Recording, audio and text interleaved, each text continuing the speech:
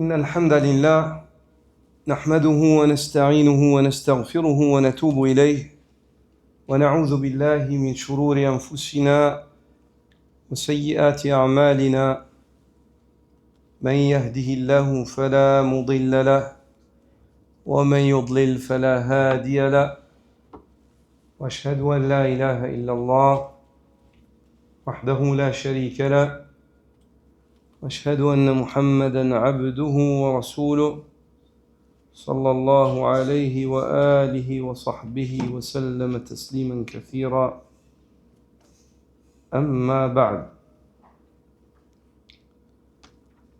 On continue avec ce thème, les deux sources de tentation, de fitan. Et c'est le troisième cours. En cette journée, plutôt cette nuit du 29 du mois de Safar de l'année 1447 de la Hijra du prophète sallallahu alayhi wa sallam, qui correspond au 22 août 2025. Dans le premier cours, nous avons entamé une introduction au sujet quant aux tentations, la perception des tentations en islam. Puis ensuite, dans le cours suivant, on a entamé la lecture de ce passage tiré de Al-Iratha, Irathatul Lahfan, d'Ibn al-Qayyim rahimahullah. Et on a lu dans le cours passé, lorsqu'il traite des ambiguïtés, la tentation des ambiguïtés, rahimahullah. Nous continuons aujourd'hui avec sa parole, qu'Allah nous fasse miséricorde, lorsqu'il dit وَأَمَّا النَّوْعُ الثَّانِي مِنَ الْفِتْنَةِ فَفِتْنَةُ الشَّهَوَاتِ وقد جمع سبحانه بين ذكر الفتنتين في قوله كالذين من قبلكم كانوا أشد منكم قوة وأكثر أموالا وأولادا فاستمتعتم بخلاقكم كما استمتع الذين من قبلهم بخلاقهم وخضتم كالذي خاضوا. Ici, il y a une partie du verset que je ne sais pas comment elle a dû s'effacer pendant que j'ai préparé le document en arabe. Puis Allah Azza wa Jal, le verset se termine wa ulaika humul khasirun, et ceux-là sont les perdants. أي يعني الاستمتاع بالخلاق, يقول ابن القيم, il dit أي تمتعوا بنصيبهم من الدنيا وشهواتها والخلاق هو النصيب المقدر. ثم قال وخضتم كالذي خاضوا فهذا الخوض بالباطل وهو الشبهات. Quant au deuxième type de tentation, dit-il, c'est la tentation des passions, al-shahawat. Allah exalté soit-il a réuni la mention des deux types de tentation, les ambiguïtés et les passions, dans sa parole, le sens du verset, comme ceux qui vous ont précédés. Ils étaient plus puissants que vous. Ils possédaient plus de biens d'enfants. Ils ont joui de leur part de ce bas monde. Et vous avez, à votre tour, joui de votre part comme eux. Et vous avez discuté à tort dans les discussions vaines, comme ils ont discuté. Al-istimta'u bil khalaq, le fait de jouir de la part de ce bas monde, c'est-à-dire ils ont profité de leur part de ce monde et de ses désirs. C'est-à-dire ils ont eu leur part de désir, ils ont été soumis aux désirs, aux passions. Le mot khalaq, ici dans ce verset-là, désigne la part prédestinée de jouissance. Allah Azza wa Jal vous a accordé une part prédestinée de jouissance. Vous l'avez eu, comme ceux qui vous ont précédé. Puis Allah Azza wa Jal dit, et vous avez discuté à tort comme ils ont discuté. خُضْتُمْ كَالَّذِي خَاضَ. Vous avez discuté à tort, vous avez tergiversé sur ce sur quoi ils ont eux-mêmes tergiversé. C'est-à-dire, vous avez sombré dans le faux, les paroles sans fondement et les débats trompeurs. Il s'agit donc ici des ambiguïtés. Fitnatu ash-shubuhat. Et subhanallah, ce que l'on comprend ici, c'est que lorsque la personne devient esclave de ses passions, Allah Azza wa Jal voile son cœur et il ne comprend pas la vérité. Il s'égare facilement. Lorsque la personne elle devient esclave de ses passions, Allah subhanahu wa ta'ala, cet homme, il arrive à un moment où Allah ne lui permet plus de voir la vérité et de la comprendre. C'est pour ça qu'il faut vraiment faire attention. Aujourd'hui, notre problème, les sociétés dans lesquelles on vit, en Occident ici, notre problème, c'est pas les difficultés. Notre problème, c'est trop de moyens.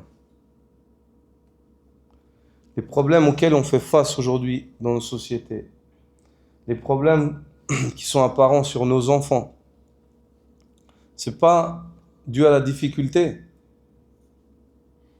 c'est dû à l'aisance. C'est parce qu'on a trop. On a trop de nourriture, trop de vêtements, trop de moyens. On a tout en excès et on n'est jamais content. Au point où les êtres humains deviennent ingrats. Des choses qui auparavant avaient de la grande valeur une grande valeur aux yeux des gens, elles deviennent insignifiantes. Auparavant, lorsque le parent venait avec une balle, un ballon, et il l'offrait à son enfant, ce ballon-là, en fait, aux yeux de l'enfant, c'était quelque chose de grand pendant longtemps. Aujourd'hui, tu viens avec un ballon, il joue un peu, et quand tu ressors et que tu reviens, il faut revenir avec autre chose. C'est très grave. C'est pour ça que jamais dans le monde, il n'y a eu autant d'athées, et jamais dans le monde, il n'y a eu autant d'athées que l'époque dans laquelle on vit. Dans les époques anciennes, le fait d'être athée, ça existait très peu ou pas du tout, anciennement. L'époque dans laquelle on vit aujourd'hui, si on médite, qu'est-ce qui fait que ces sociétés occidentales, et là où cette idéologie, l'athéisme, si on regarde les contrées où elle est les plus répandue, c'est pas les contrées où il manque de moyens. C'est là où les gens ils ont de l'abondance, en Occident en général, et dans ces pays-là. Quelle est la raison? C'est que cette abondance, elle te voile le cœur. Elle fait que tu es attaché que à la matière. Le côté spirituel, il est mort. Le côté spirituel, il est mort. Et l'être humain, il arrive à un stade où ce qui lui fait effet, c'est juste la jouissance physique. Il n'y a que le physique. Il n'y a que le physique. Il mange, il touche. Ça, c'est bon pour lui. Ça lui fait un effet. Mais encore, il s'ennuie très vite. Il lui faut autre chose. Parce qu'il est ingrat. Il n'est pas content de ce qu'il a.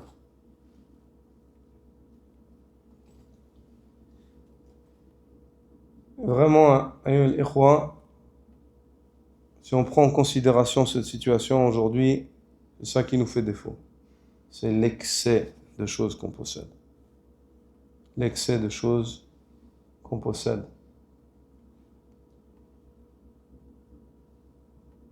Donc ici, dans cette ayah, Allah Azza wa Jalla a joint entre ces deux-là.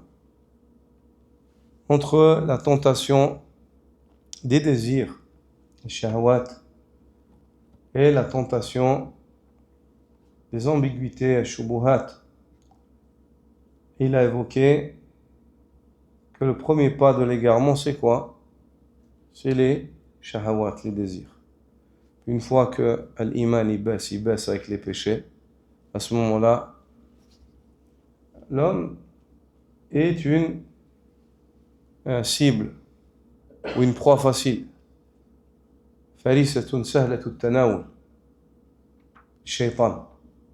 C'est une proie facile pour le diable. C'est une proie facile pour le diable. Parce que le diable, sa porte d'entrée, c'est le dunya. Sa porte d'entrée, c'est le dunya.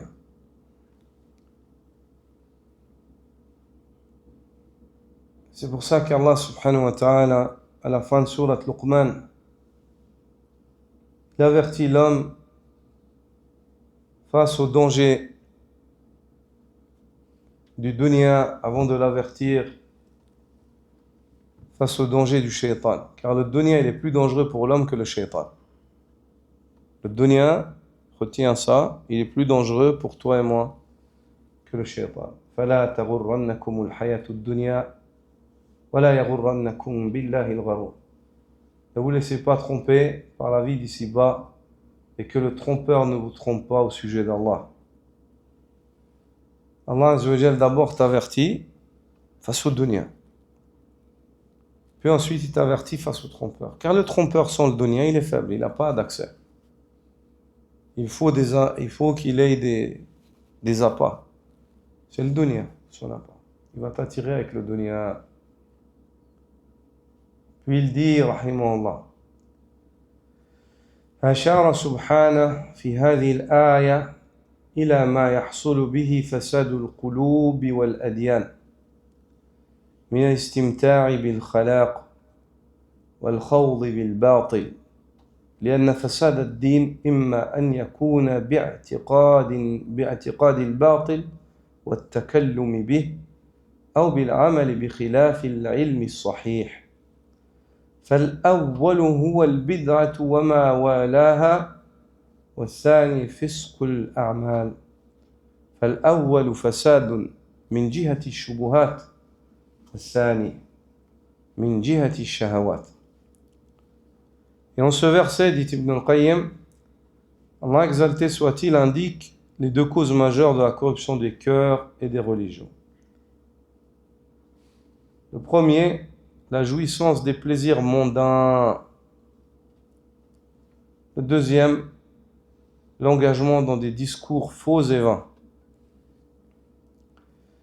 Car la corruption religieuse peut survenir de deux manières. Soit par l'adoption de fausses croyances et la propagation de ces croyances à travers la parole, de fausses convictions ou de fausses positions religieuses, soit par le fait d'agir à l'encontre de la science authentique et de ce que l'on sait être vrai, de contredire par les actes ce que tu connais de la vérité. Le premier type relève de l'innovation, al-bid'a, et tout ce qui l'accompagne. Et le second relève de la perversité dans les actes, fisqul a'mal.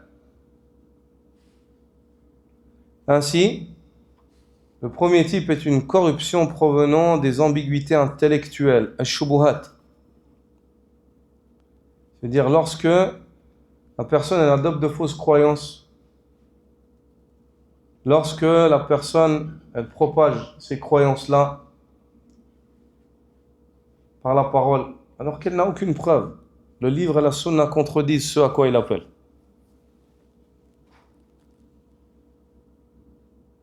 Cette personne-là, elle est corrompue intellectuellement. En religion, elle est corrompue. Ses connaissances sont corrompues.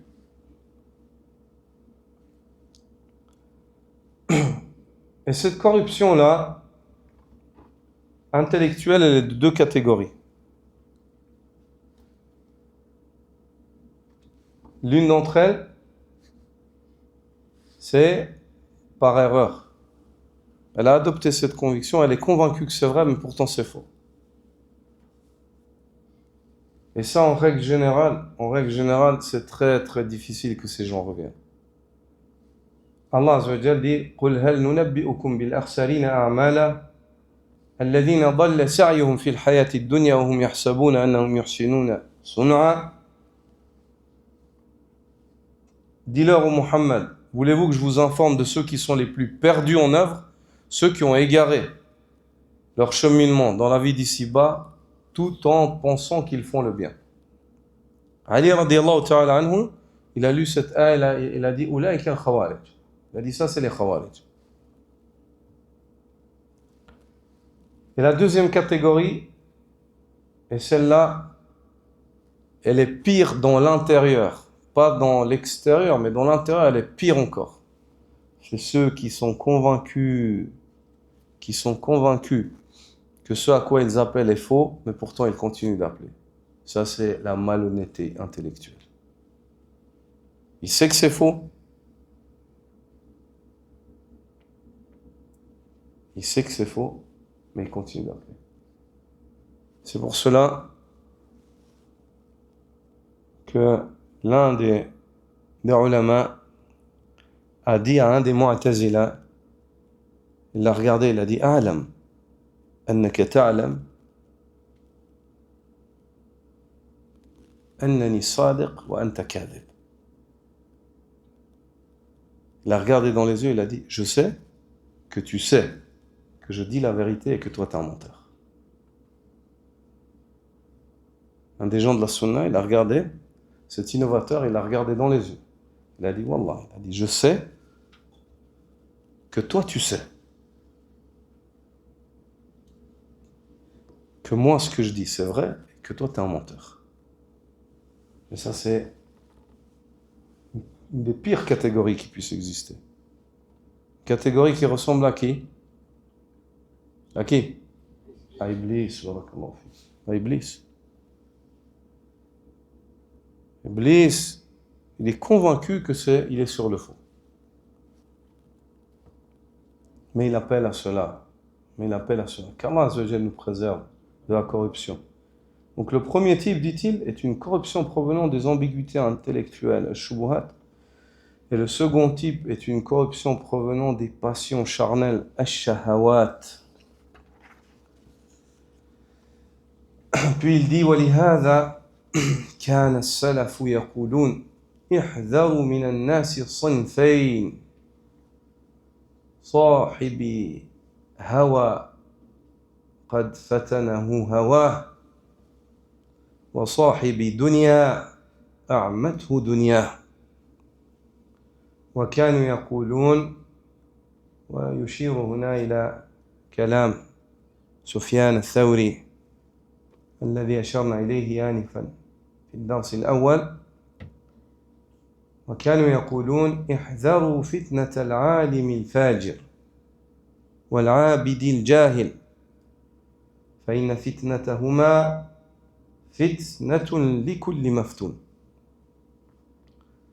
C'est pour cela que les pieux prédécesseurs disaient « Méfiez-vous de deux catégories de personnes. Celui qui suit ses passions est prouvé par celle-ci au point où il s'est égaré. Et celui attaché à ce bas monde, aveuglé par son attachement. »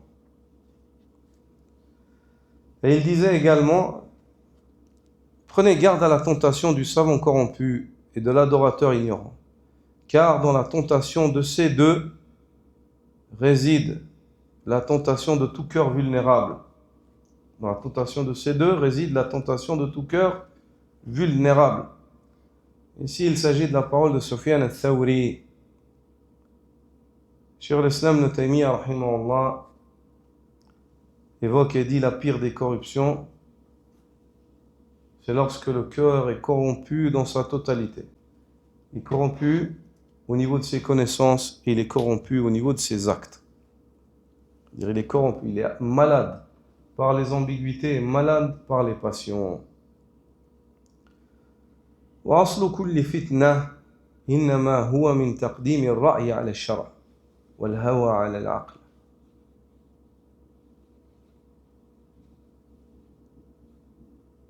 Et la base, فالأول أصل فتنة الشبهة والثاني أصل فتنة الشهوة. Puis il dit, la racine de toute tentation réside dans deux déviations majeures. Le fait de faire primer l'opinion personnelle sur la révélation, le fait de faire passer ce que tu vois, ou ton avis, ton opinion, sur la parole d'Allah et celle du prophète sallallahu alayhi wa sallam. Et le second, le fait de faire passer les passions avant la raison. Je dis ça c'est haram, oui mais j'ai envie. Oui mais moi j'ai envie. C'est interdit, oui mais moi je veux. Subhanallah, elle est où ta raison? T'es convaincu que c'est haram, t'es convaincu que si tu meurs pendant que tu fais ça, tu peux aller en enfer pour ça? Oui mais j'ai envie. T'as envie de te brûler? Elle est où la raison? Comment tu réfléchis? Comment est-ce que vous jugez? Oui, mais j'ai envie. Il se peut que tu meurs en volant, il se peut que tu meurs en commettant de zina. Ça va très vite. Quand le moment vient, que l'ange de la mort il vient, tu n'as pas le temps de réfléchir. Tu n'as pas le temps de revenir en arrière. Réfléchis maintenant tant qu'il est encore temps. Elle est où la raison? Celui qui rentre dans le haram en sachant que c'est haram, qu'il sache qu'il est rentré en enfer. Il a décidé, lui. Ça ne veut pas dire qu'il va forcément aller en enfer. J'ai pas dit ça. C'est-à-dire que lui, il est en train de prendre les causes pour passer par l'enfer. Lui, il n'est pas en train de prendre les causes pour se sauver. Il n'y a pas un savant qui te contredit là-dedans. Une personne qui commet un haram en sachant que c'est haram, c'est comme s'il dit, moi c'est bon, je suis prêt à aller en enfer. Il ne le dit pas par la langue, mais par l'acte.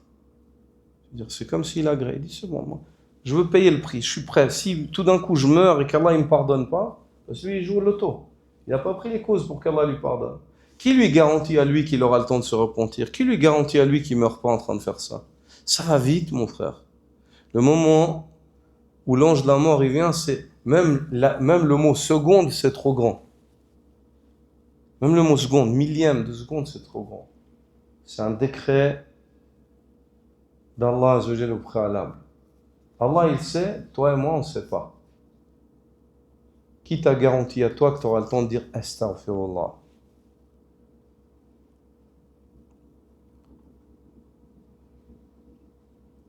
La racine donc, dit Ibn al-Qayyim, de toute tentation réside dans deux déviations majeures, le fait de faire primer l'opinion personnelle sur la révélation ou le fait de faire passer les passions avant la raison. La première est la source des tentations intellectuelles, des ambiguïtés, des shubuhat. Quand tu fais passer ton avis, tu philosophes. Allah a dit oui, mais moi je vois, j'ai l'impression, mais... Ou bien tu commences à expliquer des choses en religion, tu n'as même pas étudié les principes fondamentaux de la religion. Tu t'es jamais assis pour les apprendre et pour qu'on te corrige. Tu commences à parler sur des grandes choses. Et la seconde, c'est la source des tentations comportementales, les passions, shahawat. Il dit fitnatu shubuhat tudfa bil yaqin wa fitnatu shahawat tudfa bil sabr. ولذلك جعل سبحانه وتعالى إمامة الدين منوطة بهذين الأمرين فقال وجعلنا منهم أئمة يهدون بأمرنا لما صبروا وكانوا بآياتنا يوقنون فدل على أنه بالصبر واليقين تنال الإمامة في الدين. Puis il dit les tentations des ambiguïtés se repoussent par la certitude de l'yaqin. Les ambiguïtés, comment tu dois... Maintenant on voit que nous, on a deux batailles en somme avec le shaitan. Le shaitan il a deux épées avec lesquelles il nous attaque. Il va nous attaquer par les ambiguïtés et il va nous attaquer par les tentations. Et nous on doit avoir deux épées pour répondre à ces épées-là. Pour se battre. Les ambiguïtés, tu les combats avec le savoir, avec le yaqin, avec la conviction, la certitude. Pourquoi Ibn al-Qayyim ici il évoque le yaqin et il n'évoque pas le ilm? Pourquoi il évoque le yaqin, la certitude et pas le savoir? Parce qu'il évoque al-muntaha, al-ghaya, le but. Et il n'évoque pas le moyen. Le savoir c'est un moyen et le but c'est quoi? C'est d'avoir la certitude, d'être certain. Le savoir, c'est un moyen, c'est pas une fin en soi. Le but, c'est pas juste de savoir. Le but, c'est d'être certain, d'avoir la certitude, le yaqin, d'être convaincu. C'est pour ça qu'ici, Ibn al-Qayyim, il est très précis. Quand il parle, quand il écrit, il est très précis. Il met pas un mot pour rien comme ça. juste. Il met ici parce qu'il t'évoque, il n'évoque pas, il ne veut pas dire le savoir, parce que le shaitan, c'est un savant, il a du savoir. Les hypocrites, ils savent aussi. Mais leur savoir, il n'aurait pas d'utilité. C'est pour ça que lui, il t'évoque ce qui est attendu par le savoir. C'est quoi? C'est d'être convaincu. D'être certain, convaincu. Donc, les ambiguïtés, tu les repousses avec quoi? Avec la certitude. Des fois, subhanallah, il y a des gens qui n'ont pas beaucoup de savoir, mais ils ont une conviction tellement forte. C'est pour ça que certains des salafs ont dit, un homme pieux et convaincu parmi les gens de la sunna a la capacité d'éteindre 1000 savants parmi les savants des innovateurs. L'imam al-Haramayn al-Juwayni, une fois, il était dans la mosquée du prophète sallallahu alayhi wa sallam, en train de donner un cours. Lui, c'était un savant parmi les grands savants philosophes. Il a beaucoup d'ilm. Il a écrit beaucoup de livres. C'est un savant dans l'usul, dans le fiqh, c'est un savant. Mais il était égaré dans sa croyance. Qu'Allah nous préserve et nous guide, wallah. Et puis, il faisait partie des philosophes. Et il s'est assis et il a commencé à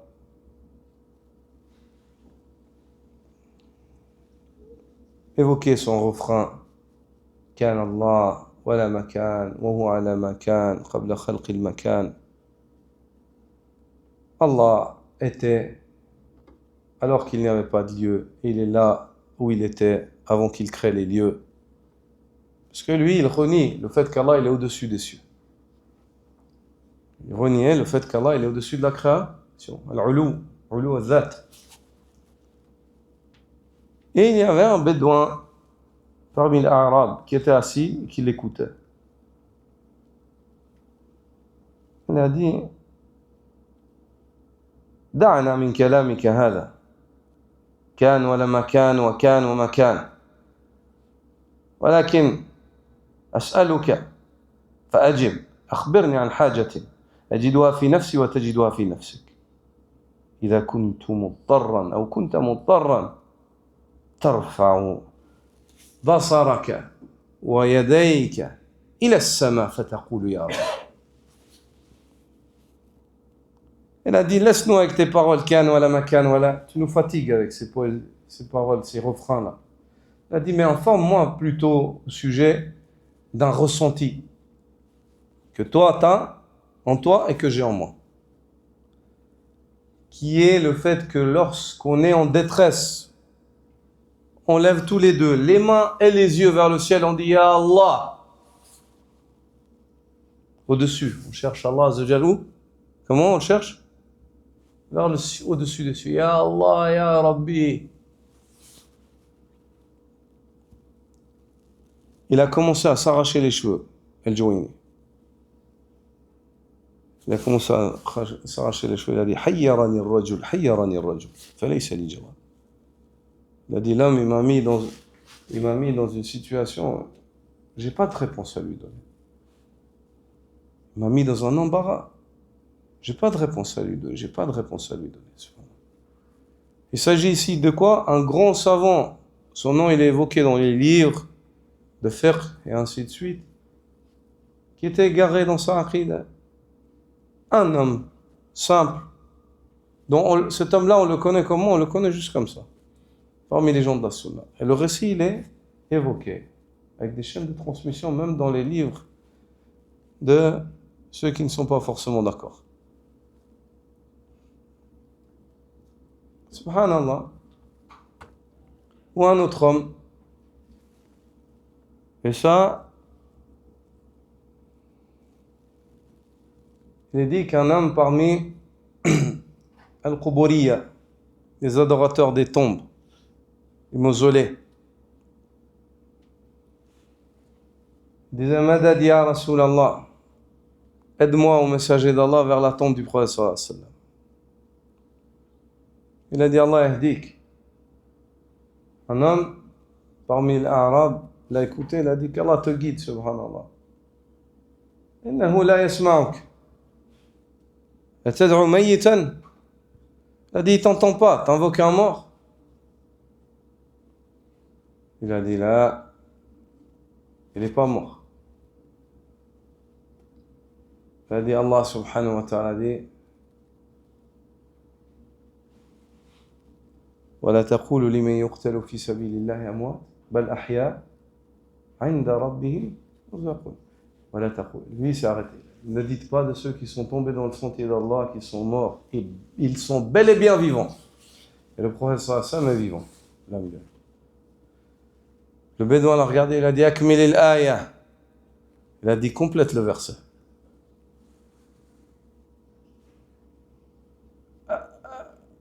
Akmil malak fatu'minuna bi ba'd al-kitab wa takfuruna bi ba'd. Il a dit vous avez la foi en une partie du livre, vous reniez une autre partie. Complète le verset. Pourquoi tu t'arrêtes là? Bal ahya'un 'inda rabbihim yurzaqun. Ils sont bel et bien vivants. Ils reçoivent leur subsistance auprès de leur Seigneur. Il a dit Salil ladhi yarzuquhum. Qala Allahu yurzaqun ma qala yarzuqun. Il a dit demande à celui qui leur donne les pourvois, qui leur donne la subsistance. Allah Azza wa Jalla, il a dit ceux qui sont tombés martyrs, ils reçoivent leur subsistance. Il n'a pas dit ils pourvoient, c'est eux qui la donnent. Demande à celui qui leur donne à eux. Allah subhanahu wa ta'ala. Pourquoi tu leur demandes à eux? C'est pour ça, la conviction, c'est une chose qui est primordiale. Il faut que l'homme il soit convaincu. Si tu es convaincu, c'est ça le but. Le but du savoir du ilm, c'est l'yaqin. Al-yaqin raya, wa l'ilm wasila. L'yaqin, le fait d'être certain, convaincu, c'est un but. Le savoir, c'est un moyen. Souvent, les gens, ils oublient ça. Ils oublient. Ils veulent beaucoup de savoir juste pour savoir ou pour débattre avec les gens. Il faut chercher le savoir pour être convaincu, pour avoir la conviction, pour raffermir ton cœur. Liyatma'inna qalbi, comme a dit Ibrahim, afin que mon cœur soit apaisé. Et c'est important dans le dîn d'Allah subhanahu wa ta'ala, et ça rentre dans ilm al-maqasid, dans le savoir des buts, de savoir distinguer entre le ghayat ou le wasail, de distinguer entre les buts et les moyens. Car des fois, certaines personnes ils se sont égarées en considérant le moyen comme un but. Le moyen comme un but. Puis ici il dit la tentation des ambiguïtés se repousse par la certitude de l'yaqin. Donc tu combats les ambiguïtés par la certitude. Mais pour arriver à la certitude, c'est quoi le moyen? De demander à Allah et d'apprendre. De demander à Allah qu'il t'accorde le yaqin et d'apprendre. Et la tentation des passions se combat par la patience, as-sabr.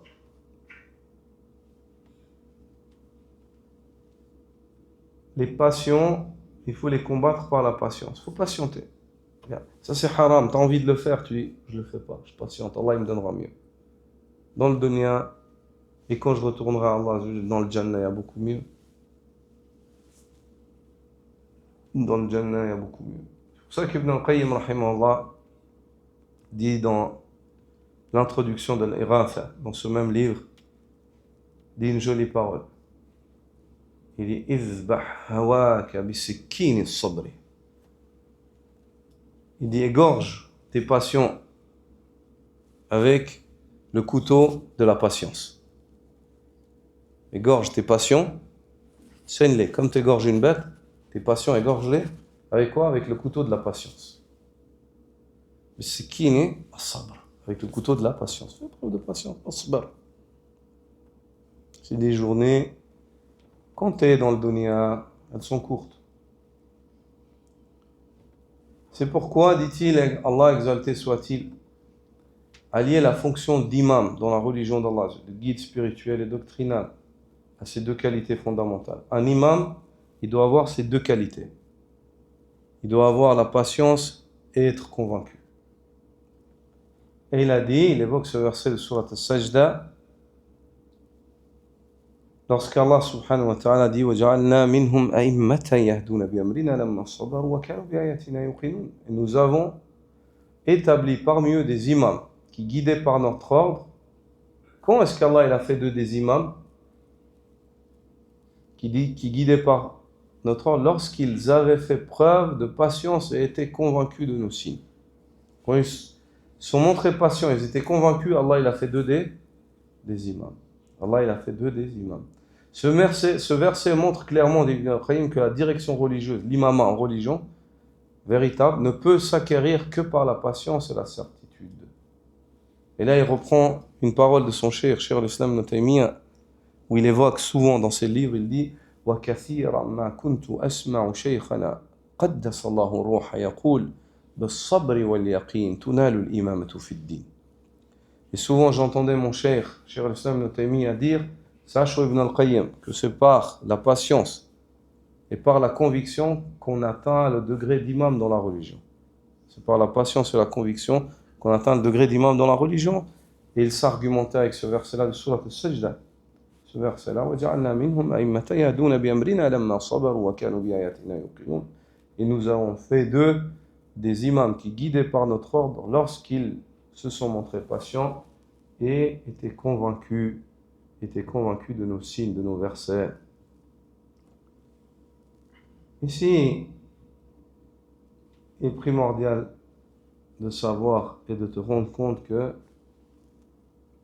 tu n'as pas le choix. Si tu veux avancer vers Allah, il faut que tu apprennes et que tu mettes en pratique.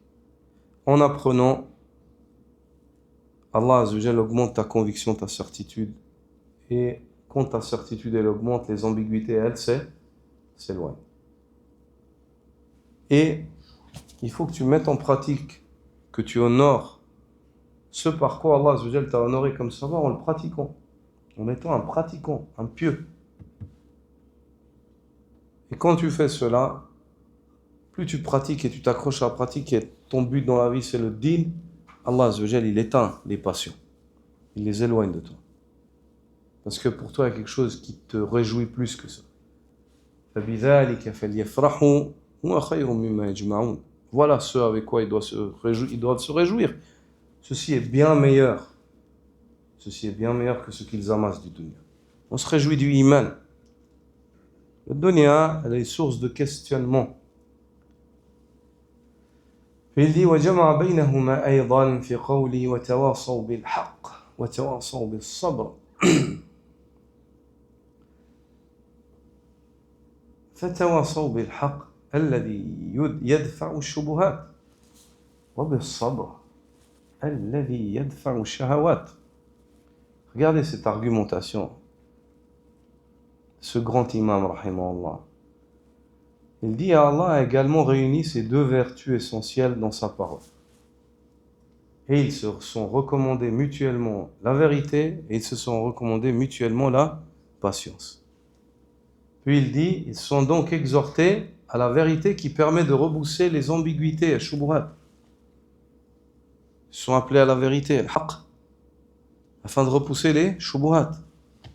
Ils sont appelés à la patience qui permet de réfréner les passions, les shahawat. وجمع بينهما في قولي واذكر عبادنا إبراهيم وإسحاق ويعقوب أولي الأيدي والأبصار. فالأيدي القوى والعزائم في ذات الله والأبصار البصائر في أمر الله. Il dit, et Allah a également réuni entre ces deux qualités, la patience et la certitude, dans sa parole, et rappelle nos serviteurs, c'est-à-dire rappelle aux gens les récits de nos serviteurs, Ibrahim, Ishaq, Yaqub, Ulil Aïdi, dotés de Aïdi. Al-Aïdi, c'est les mains, dotés de mains fortes. Et ici, c'est doté de force et de clairvoyance. Quelle force? Il explique Ibn al-Qayyim. Le mot aïdi, les forces désignent ici la force intérieure. La force intérieure. La fermeté et résolution et la détermination dans l'obéissance à Allah. Ibrahim, Ishaq, Yaqub étaient forts, ils étaient déterminés à obéir à Allah. Regarde Ibrahim, le récit d'Ibrahim, subhanallah. On lui a dit on va te tuer. Il était prêt, il a accepté d'être mis sur la catapulte et il ne voulait pas renier son iman. Déterminé, il était fort. Il était plus fort que tous ceux qui voulaient le tuer, subhanallah. Il était trop fort pour eux. Ils se sont dit on n'a pas de solution avec lui, il faut juste le tuer. Il est fort, un homme. Il fait aussi peur que ça, subhanallah. La force du iman, de la conviction. Quand l'homme il est convaincu, il est fort. Ça fait peur à ceux qui sont malhonnêtes. C'est pour ça que le prophète sallallahu alayhi wa sallam dit Al-mu'minu al-qawi khayr wa hab ila Allah min al-mu'min al-da'if. Le croyant fort est meilleur et plus aimé auprès d'Allah que le croyant faible. La première force ici, dans le hadith, c'est quoi? La force du iman. Car le prophète sallallahu alayhi wa sallam dit Al-mu'min al-qawi. Le croyant fort. C'est la force de croyance. Un croyant qui est fort avec les muscles, mais dans son iman, il est plus faible. Et puis un autre croyant, peut-être c'est un enfant, mais il est fort dans son iman. Cet enfant-là, où tu te dis, subhanallah, je lui donne une gifle, il tombe, il est plus fort. Parce qu'il est fort dans la foi. Il est fort dans la foi, subhanallah, c'est ça. C'est la force de foi. Et si on rassemble chez un homme la force de foi et la force physique, alhamdoulilah, ça c'est encore mieux. C'est l'exemple du prophète sallallahu alayhi wa sallam, de Omar ibn al-Khattab, d'Ali ibn Abi Talib, les Sahaba radiyallahu ta'ala anhum. Mais l'essentiel c'est quoi? C'est la force du iman. C'est la force du iman. Ça c'est la vraie force. هذه القوة الحقيقية. Donc ici Ibn al-Qayyim t'explique le mot aïdi, doté de main de force, c'est quoi? Désigne la force intérieure, la fermeté en résolution et la détermination dans l'obéissance à Allah. Wal absar, doté de clairvoyance, renvoie à la lucidité spirituelle, la profondeur de vision et la compréhension éclairée des commandements d'Allah. C'est-à-dire, ces prophètes-là, Ibrahim, Ishaq, Yaqub, ils étaient quoi? Ils étaient forts dans leur détermination. Ils obéissaient à Allah, indépendamment de ce que ça peut leur coûter. Et ils étaient forts dans leur clairvoyance. Ils voyaient clair, ils avaient du ilm, ils connaissaient Allah. Ils voyaient ce que Allah veut faire d'eux. Ils arrivaient à lire dans les décisions d'Allah subhanahu wa ta'ala. Quand je dis lire dans les décisions d'Allah, ça veut dire quoi? De comprendre le qadar, les sagesses. C'est ça. Quand il leur arrivait un malheur, regarde le prophète sallallahu alayhi wa sallam, avec les sahaba. Al-Qaba'il, ijtama'at. Les tribus sont unies, les mouchrikoun, les juifs, tous, pour enterrer vivant le prophète sallallahu alayhi wa sallam et les musulmans à Médine. الذين إذا قال لهم الناس إن الناس قد جمعوا لكم فاخشوهم فزادهم إيمانا وقالوا حسبنا الله ونعم الوكيل فانقلبوا بنعمة من الله وفضل لم يمسسهم سوء واتبعوا رضوان الله اتبعوا رضوان الله رضوا بقضاء الله وقدره وكانوا واثقين بالله عز وجل أحسنوا الظن به فانقلبوا بنعمة من الله وفضل لم يمسسهم سوء واتبعوا رضوان الله الله أكبر. Les gens ils sont venus, ils ont dit au prophète sallallahu alayhi wa sallam Inna an-nasa qad jama'u lakum. Les gens se sont rassemblés pour vous faire du mal. Ils sont beaucoup. Fakhshawhum, ayez peur d'eux. Fazadahum imana, ça a augmenté leur foi. Ah oui? C'est parce qu'on dit la ilaha illallah, qu'on appelle Allah, qui sont venus pour nous faire du mal. Fazadahum imana, ça a fait qu'augmenter leur foi. Wa qalu hasbunallah, Allah nous suffit. Et c'est le meilleur des garants. Il nous a garanti le Jannah. Il nous a garanti la réussite. Quand ils ont dit ça, ils ont placé leur confiance en Allah. Ils ont réussi à voir ce qu'Allah a décidé pour eux. Ils ont compris. Le shaitan, il ne les a pas trompés. À ce moment-là, le shaitan il vient et dit, regarde, ah, ils sont beaucoup, protège ta famille, protège tes enfants, fais attention, fais ci, fais ça. Il te fait peur avec le dunya, subhanallah. Qu'avec le dunya. Ils ont dit, hasbunallah, Allah nous suffit. C'est le meilleur des gars. Ils sont ces sahaba qui ont dit ça, qui ont eu cette confiance en Allah, qui ont réussi à comprendre ce qu'Allah leur a préparé. Ils sont allés avec les faveurs d'Allah, les bienfaits d'Allah et ses faveurs. Et en finalité, aucun mal les a atteints. Parce qu'ils ont suivi l'agrément d'Allah. Ils ont suivi l'agrément d'Allah. Il faut, dans le qadar d'Allah, il faut prendre les causes. Mais il ne faut pas prendre les causes en te disant que tu es maître.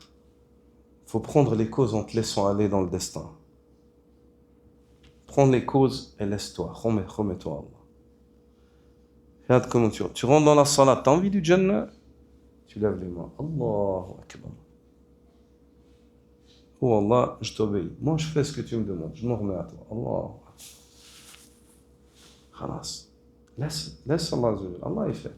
Prends les causes, mais laisse Allah. Ne te dis pas que oui, c'est moi qui fais, ou attacher le cœur, ou ça marche pas, ça fonctionne pas. C'est Allah qui décide, yakhi. Allah Azzawajal, tout ce qui va décider pour toi, c'est un khayr, Inch'Allah. Qu'Allah Azzawajal, ces paroles que je vous dis, Wallah, je vous les dis pas en me faisant passer, ou en essayant de me faire passer pour une personne qui a atteint ce niveau. Ici, je vous explique une chose, et j'espère qu'Allah me réforme en vous disant ces paroles, ainsi que vous.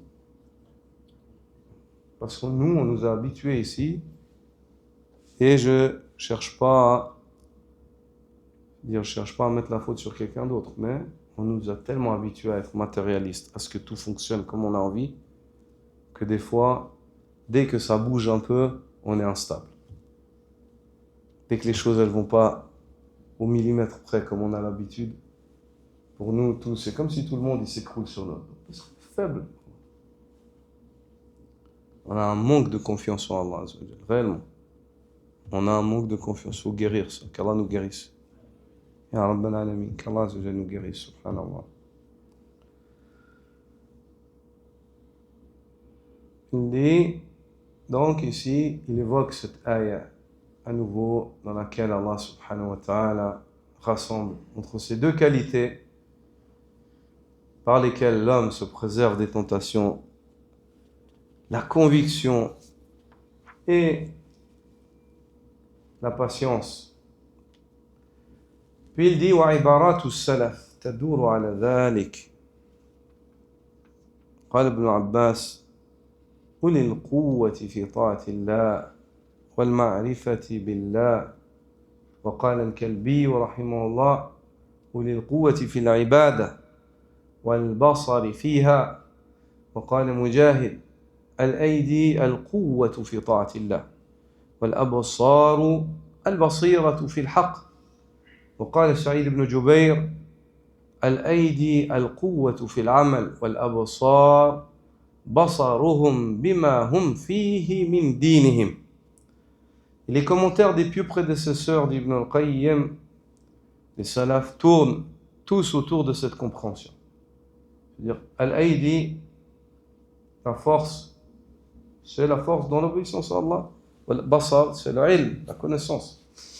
Par exemple, il dit, Ibn Abbas a dit, il possédait la force dans l'obéissance à Allah et la connaissance profonde d'Allah et les prophètes. Al-Kalbi a dit, ils avaient la force dans l'adoration et la lucidité dans son accomplissement.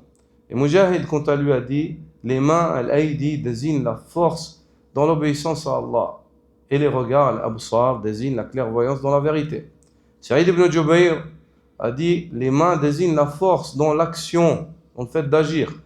Et les regards, leur conscience lucide de ce sur quoi ils se trouvent comme religion, ce sur quoi ils sont en matière de religion. وقد جاء في حديث مرسل إن الله يحب البصر النافذ عند ورود الشبهات ويحب العقل الكامل عند حلول الشهوات فبكمال العقل والبصر تدفع فتنة الشهوة وبكمال البصيرة واليقين تدفع فتنة الشبهة والله المستعان. Il est rapporté dans un hadith mursal. Le hadith mursal, ayyuha al-ikhwa, on a expliqué souvent. Qui sait nous dire ce que c'est un hadith mursal? Ma huwa al-hadith al-mursal? Qui sait nous expliquer?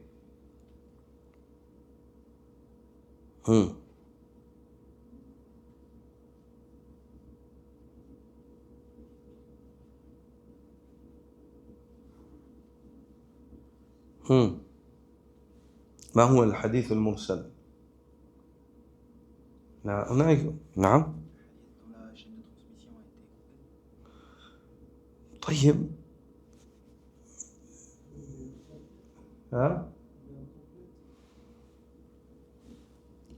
Mursal, ما معنى mursal? Qui a été renvoyé. Pourquoi est-ce qu'il a été renvoyé? On l'appelle comme ça, ce hadith. S'il y a une chaîne, mais il manque quelque chose dans la chaîne. C'est le hadith dans lequel le tabi'i, il renvoie la parole au prophète sallallahu alayhi wa sallam sans évoquer le compagnon. C'est le hadith dans lequel le tabi'i, il envoie la chaîne au prophète sallallahu alayhi wa sallam sans évoquer le compagnon. Ce hadith-là, il est mursal. Le hadith mursal, il est quoi? Ma hukma le hadith al-mursal? في علم الحديث il est faible. Il est faible. Ou ضعيف. Il est ضعيف. Le hadith mursal, il est ضعيف. Ici, Ibn al-Qayyim, on voit l'honnêteté des gens de la sunna, subhanallah. Quand ils évoquent des récits, ils les évoquent et ils évoquent. Si c'est un hadith qui est mursal, il dit dans le hadith mursal. C'est-à-dire, tu sais qu'il est faible. Lui, là, il s'est acquitté de son dû. On n'a pas le droit. Faites attention. Quand vous parlez du prophète sallallahu alayhi wa sallam, vous dites que le prophète sallallahu alayhi wa sallam a dit ou comme ça, faites attention. Si ce que vous dites c'est faux, c'est très grave. Le prophète sallallahu alayhi wa sallam dit Inna kadhiban alayya laysa ka kadhibin ala ghayri. Le fait de mentir sur moi, c'est pas comme le fait de mentir sur autre que moi. Et celui qui ment, man kadhaba alayya muta'ammida falyatabawwa maq'adahu min an-nar. Celui qui ment à mon sujet volontairement, qu'il se prépare à un lieu de repos de feu. Il se prépare à un lit de feu. C'est pour ça qu'Ibn Qayyim ici évoque que c'est un hadith mursal. Et ce hadith-là, ukhrija muttasila, ولكن في سند رواة ضعفاء. Ce hadith-là, il a été évoqué avec des chaînes qui remontent à Imran ibn Hussein. Mais dans la chaîne de transmission, il y a des narrateurs qui sont faibles. Il y a des narrateurs qui sont faibles. Et ici, dans ce hadith, il est reporté dans le hadith mursal. Ce récit-là, le plus juste, les savants du hadith voient que c'est une parole des tabi'in. Ou min kalami at-tabi'in. Wa laysa min kalami an-nabi sallallahu alayhi wa sallam. La yunsab ila an-nabi sallallahu alayhi wa sallam haditha. On ne l'attribue pas au prophète sallallahu alayhi wa sallam comme hadith. Où il est dit que le tabi'in narre, sans évoquer le compagnon, cette parole où il dit Allah aime la clairvoyance perçante au moment de l'apparition des ambiguïtés. Et c'est juste. Le contenu du hadith, il est juste. Allah, il aime qu'un homme soit clairvoyant lorsqu'il y a des fitan. Et il aime l'intelligence complète lors de la survenue des passions. Il aime qu'un homme soit intelligent lorsque les passions sont là, il sait faire le choix. Il ne préfère pas le dunya à l'au-delà. Par la perfection de l'intelligence et la patience, on repousse la tentation des passions à shahawat. Et par la perfection de la clairvoyance d'Ibn Qayyim, de la certitude, on repousse la tentation des ambiguïtés et shubuhat. Et c'est auprès d'Allah, dit-il, qu'on recherche l'assistance. Et sur cela, nous avons fini d'étudier ce paragraphe. Subhanaka wa bihamdika ashhadu an la ilaha illa anta astaghfiruka wa atubu ilayk. Jazakumullahu khairan.